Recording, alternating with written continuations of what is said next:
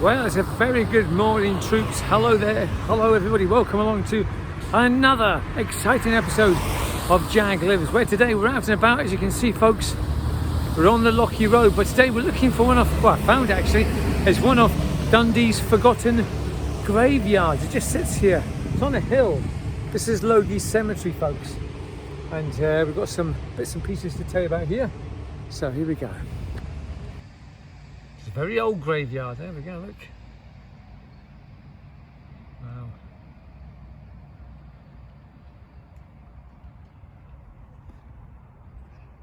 There it is. See, we've got this old inscription down here. I'm not quite sure what it says. Quite hard to read. Here. Something. There's a few words down there, look. Not quite sure what it says.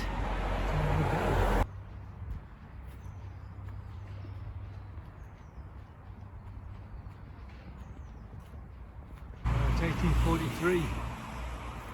Now, there's always some graveyards. I'd like to try and find ones that have sort of an interesting story about people who, I mean, I know it's a bit morbid, but people who sort of died like drownings or stuff, you know, so you can go and do a bit of research on it and find out anything exciting. There's 1844. I've done 1843 there,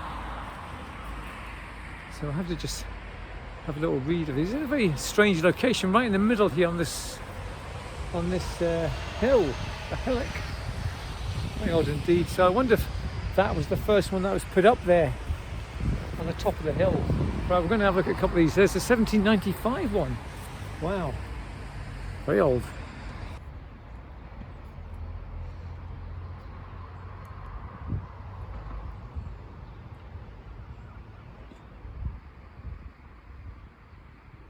Right, we're coming down the hill to what's probably the oh jeez, oh the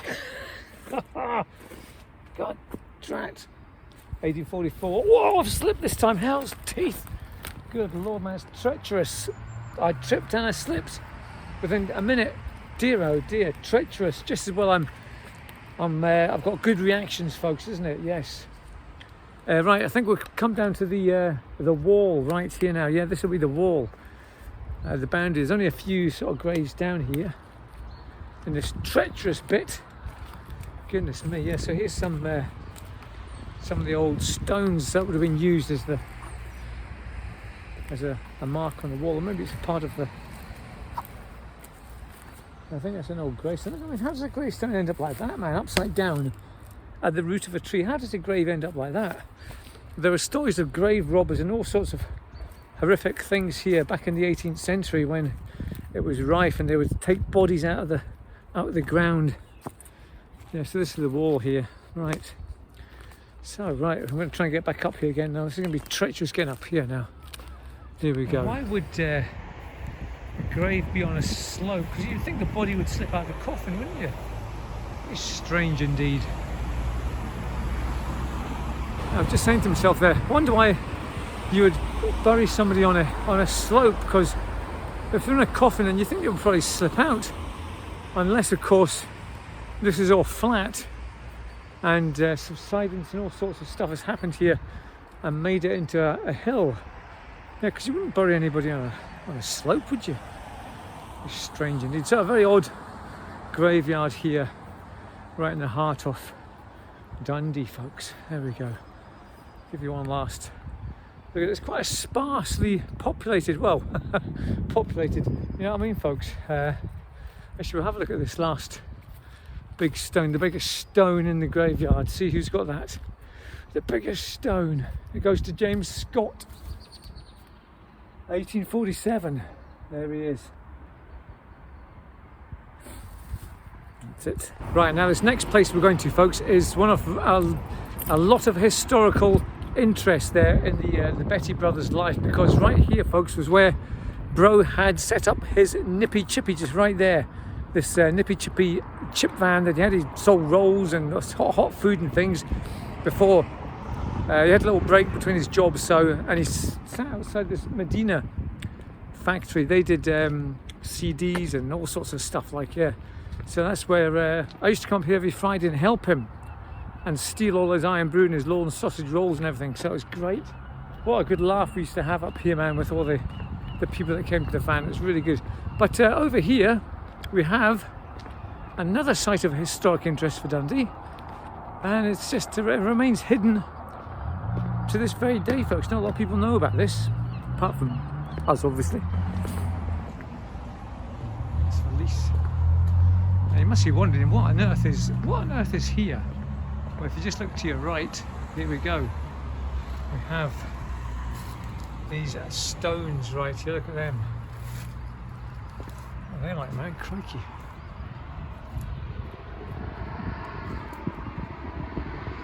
Excellent. It's just got something to do with Macbeth or something, isn't it? Yeah.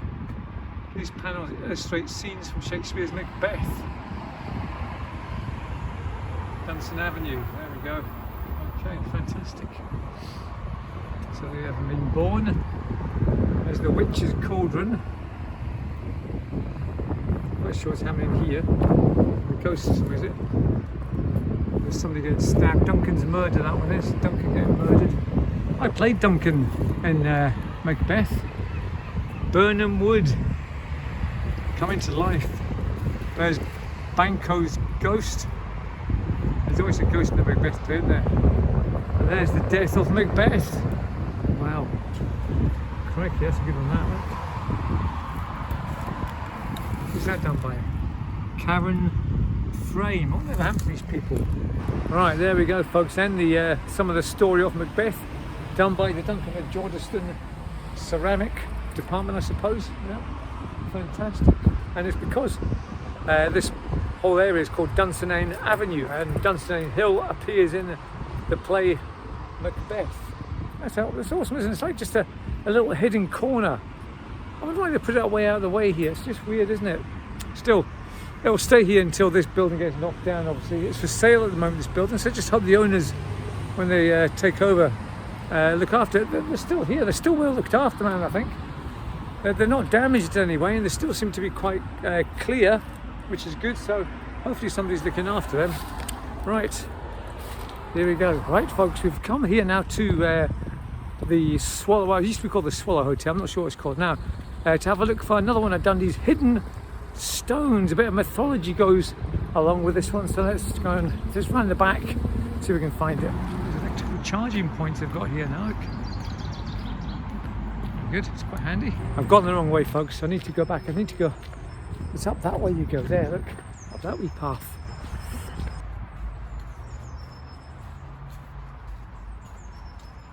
Right, here we go. Up here.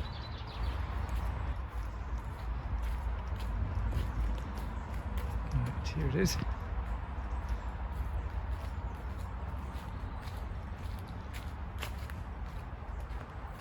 Right, here we go. The stone is huge. Wow.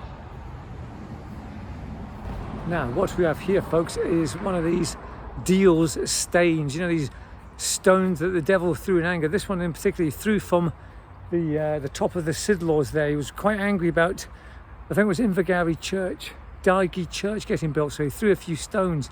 And this one landed well short of the target. This one here, there's a couple more sort of further on. He missed. It wasn't a very good shot, the old devil, was he? No, so... Oh, crikey, I've tripped again, folks. What have I tripped on this time?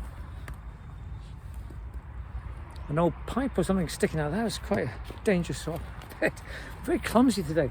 Right, so here's the stone. Look, got lots of sort of slashes in it. I don't know if that was used for anything. Maybe people whacking it with swords or something. I don't know, man. But it's a great stone, a massive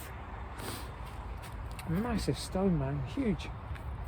And I think there's another one of these sort of old pipe bits sitting there. So maybe I think it was in a sort of a cage or something. Maybe they had sort of a gate around it. But there we go. Another one of Dundee's hidden mythological stones. Excellent. Oh, look at these snowdrops, folks. Loads of them.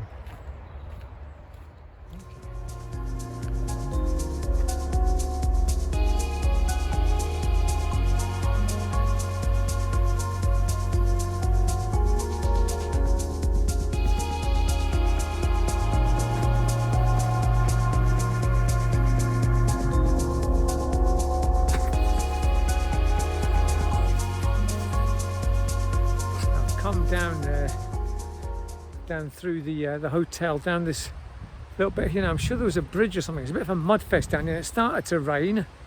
I can hear water running, so yeah, look, here we go. It's like an old bridge or something down here. Let's see. Oh, I can hear water. Bro would be excited by this. Yeah, look.